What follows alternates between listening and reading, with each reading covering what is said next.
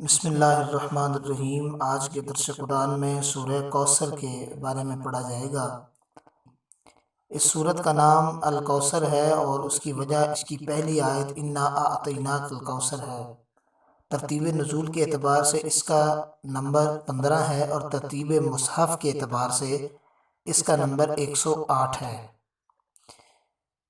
اعطیناک الکوثر خیر کثیر کو کہتے ہیں۔ یہ خیر کثیر آپ کو دائمی طور پر دنیا اور آخرت میں حاصل ہے۔ اسی خیر کثیر کا ایک فرد حوض کوثر ہے اور آپ کو محشر میں حاصل ہوگا، اور اسی کا ایک فرد نہر کوثر ہے جو آپ کو جنت میں حاصل ہوگی۔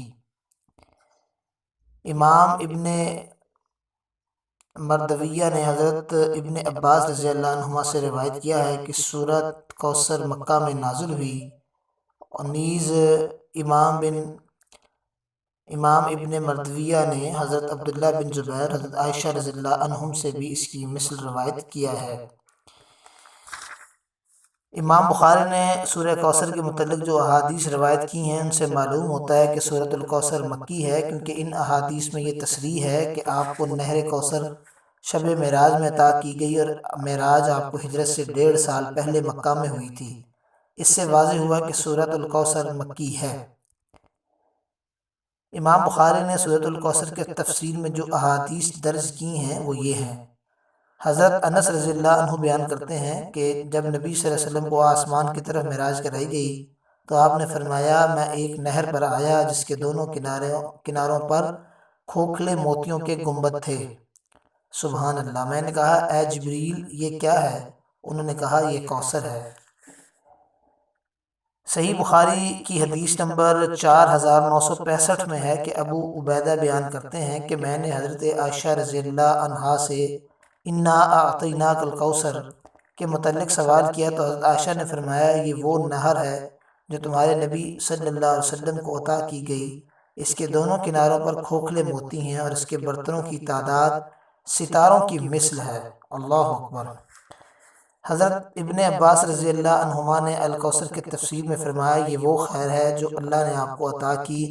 ابو بشر بیان کرتے ہیں کہ میں نے سعید بن جبیر سے کہا، لوگ یہ گمان کرتے ہیں کہ الکوثر جنت میں نہر ہے۔ سعید نے کہا، جو نہر جنت میں ہے وہ بھی اس خیر کا فرد ہے جو اللہ تعالیٰ نے آپ کو عطا کی ہے۔ حضرت ابن عباس رضی اللہ عنہما نے جو فرمایا کہ الکوثر خیر کثیر ہے، یہ ان لوگوں کے قول کے خلاف نہیں جنہوں نے کہا کہ اس سے مراد جنت میں نہر ہے، کیونکہ جنت میں نہر بھی خیر کثیر کے افراد میں سے ہے، اور شاید کہ سعید بن جبیر نے یہ اشارہ کیا ہے کہ حضرت ابن عباس کی تعویل اپنے عموم کی وجہ سے اولا ہے، لیکن نبی صلی اللہ علیہ وسلم کے الفاظ سے الکوثر کے نہر کے ساتھ تخصیص ثابت ہے، لہٰذا اس سے عدو نہیں کیا جا سکتا۔ اس کے علاوہ اس سورہ مبارکہ کے اندر جو بیانات فرمائے گئے وہ انتہائی اہمیت کے حامل ہیں۔ اس صورت مبارکہ میں ایک لفظ ابتر ہوتا ہے جس کا مطلب ہوتا ہے بے نسل ہونا، اور جب آپ کو ابو لہب لعن اللہ لعلہ یا ایک اور مشرک تھے وقاص نامی، ان میں سے کسی نے کہا تھا کہ آپ ابتر ہیں، یعنی بے نسل ہیں، اور آپ کا بیٹا کوئی نہیں بیٹیاں ہیں، تو اس پر اللہ تعالیٰ نے یہ سورہ مبارکہ نازل فرمائی تھی۔ انا اعطیناک الکوثر، بے شک ہم نے آپ کو کوثر عطا کی ہے، فصلی لربک وانحر، سو آپ اپنے رب کی رضا کے لیے نماز پڑھتے رہیے اور قربانی کرتے رہیں۔ ان شانک هو الابتر، بے شک آپ کا دشمن ہی بے نسل ہے۔ اس پر انشاءاللہ تعالیٰ کل گفتگو ہوگی، جس کے لیے مزید جو لفظ ہیں، جو اس میں احکامات ہیں وہ بیان کیے گئے ہیں۔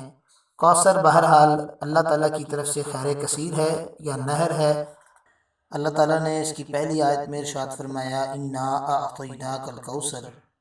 لفظ انا ہے اور یہ جمع کا لفظ ہے، اور اس لفظ سے کبھی جمعیت مراد ہوتی ہے اور کبھی تعظیم مراد ہوتی ہے، اور چونکہ اللہ تعالیٰ واحد ہے اس لیے اس سے جمعیت مراد نہیں ہو سکتی۔ تاہم یہ کہا جا سکتا ہے کہ اللہ تعالیٰ نے نبی صلی اللہ علیہ وسلم کو جو کوثر عطا فرمائی ہے اس میں کئی افراد وسیلہ ہیں۔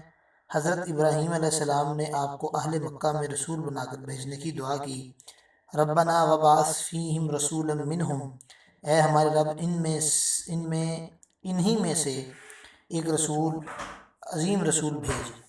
حضرت موسیٰ علیہ السلام نے دعا کی، اے میرے رب مجھے امت احمد سے بنا دے۔ حضرت عیسیٰ علیہ السلام نے آپ کی آمد کی بشارت دی سورہ الصف کی آیت نمبر 6 میں، اور میں اپنے بعد ایک آنے والے رسول کی تم کو بشارت دینے والا ہوں جو میرے بعد آئے گا اور اس کا نام احمد ہوگا۔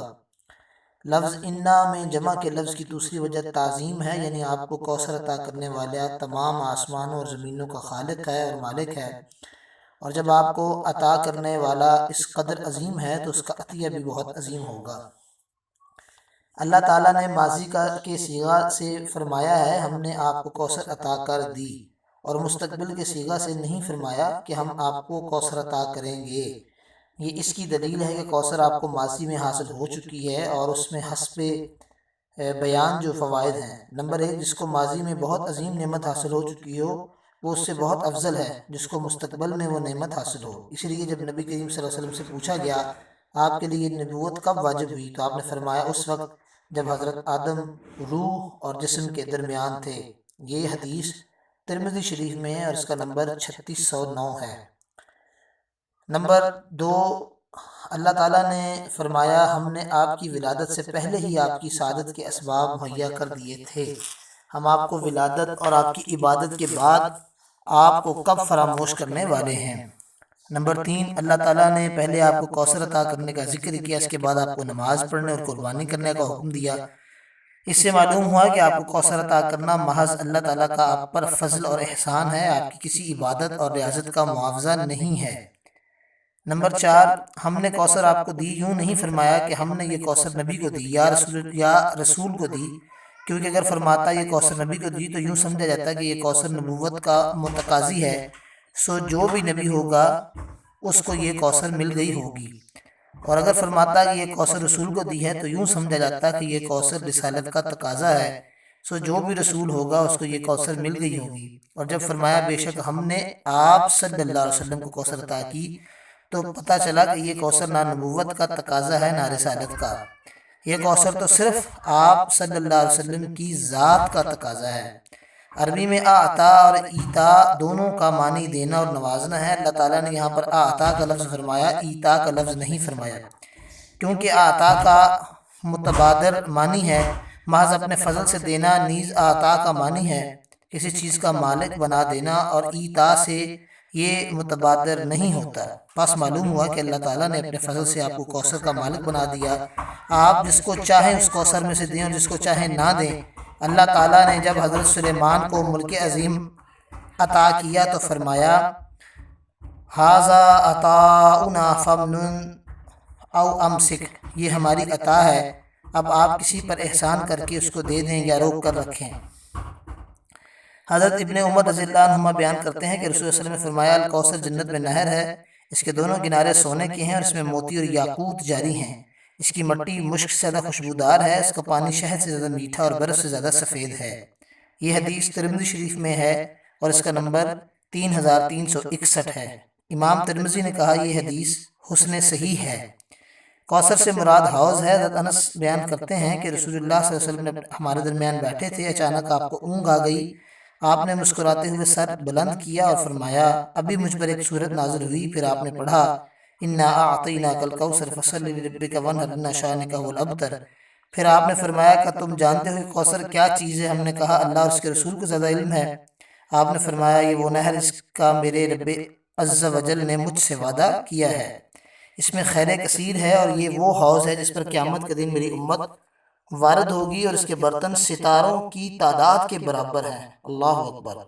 اس پر ان میں سے ایک بندہ وہاں سے نکالا جائے گا، میں کہوں گا اے میرے رب یہ میرا امتی ہے، پس اللہ تعالیٰ فرمائے گا آپ از خود نہیں جانتے کہ اس نے آپ کے بعد دین میں کیا نیا کام نکالا تھا۔ اس سے مراد یہ ہے کہ وہ بندہ جو نبی کریم صلی اللہ علیہ وسلم کا امتی ہو اور آپ صلی اللہ علیہ وسلم کے دین میں کوئی نیا کام نکال دے تو اس کے لیے مسائل پیدا ہوں گے۔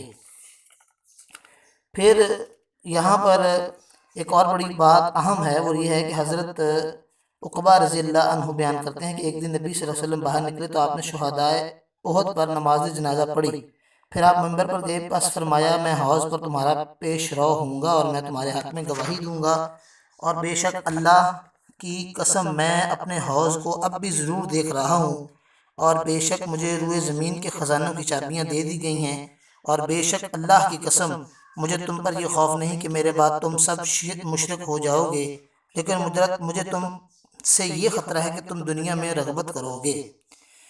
یہ حدیث بخاری شریف کی حدیث نمبر 6590 ہے، اور اس کے علاوہ 1344 ہے۔ سنن ابن داؤد میں یہ حدیث 3223 نمبر پر ہے، اور اس سے ایک سبق ملتا ہے کہ اب نبی کریم صلی اللہ علیہ وسلم کی اس حدیث کے بعد لوگ شرک نہیں کریں گے، کیونکہ اللہ کی ذات میں شرک نہیں کریں گے، اللہ کی صفات میں شرک نہیں کریں گے، ہاں البتہ دنیا کی طرف رغبت ضرور کریں گے کہ وہ دنیا دار ہو جائیں گے۔ پھر فرمایا کہ رب کی یہ نماز پڑھتے رہیے اور قربانی کرتے رہیے۔ قول یہ ہے کہ نماز سے مراد عید کی نماز ہے، اور نحر سے مراد عید الاضحیٰ کے دن قربانی کا دن ہے۔ ابتر کا لفظ استعمال کیا گیا۔ شنا کا معنی ہے کسی شخص سے بغض کی بنا پر اس کو ناپسند کرنا۔ قرآن مجید میں ہے شنآن قوم، سورہ مائدہ کی 8 نمبر آیت میں کسی قوم کی دشمنی اس سے بغض۔ شانیہ کا معنی ہے آپ سے بغض رکھنے والا، آپ کا دشمن۔ ابتر کا لفظ بے تے رے سے بنا ہے، اس کا معنی ہے جس کی جڑ کٹی ہوئی ہو، پھر اس کا استعمال اس شخص کے لیے ہونے لگا جس کے بعد اس کی نسل جاری نہ ہو۔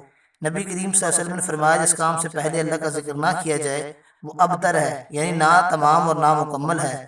قرآن مجید میں ان شانک والابتر، یعنی جس کا ذکر اس کے بعد نہ چلے، اس کی وجہ یہ تھی کہ کفار کا زوم تھا کہ سیدنا محمد صلی اللہ علیہ وسلم کا ذکر منقطع ہو جائے گا جب آپ کی عمر ختم ہو جائے گی، کیونکہ آپ کی نسل منقطع ہو جائے گی۔ اللہ تعالیٰ نے اس پر متنبہ فرمایا کہ جس کا ذکر منقطع ہوگا وہ آپ کا دشمن ہے، اور رہے آپ تو جس طرح اللہ تعالیٰ نے ارشاد فرمایا وَرَفَعْنَا لَكَ ذِكْرَكَ، اور ہم نے آپ کی خاطر آپ کا ذکر بلند کر دیا، کیونکہ آپ تمام مومنین کے بمنزلہ باپ ہیں اور تمام مومنین حکماً آپ کی اولاد ہیں۔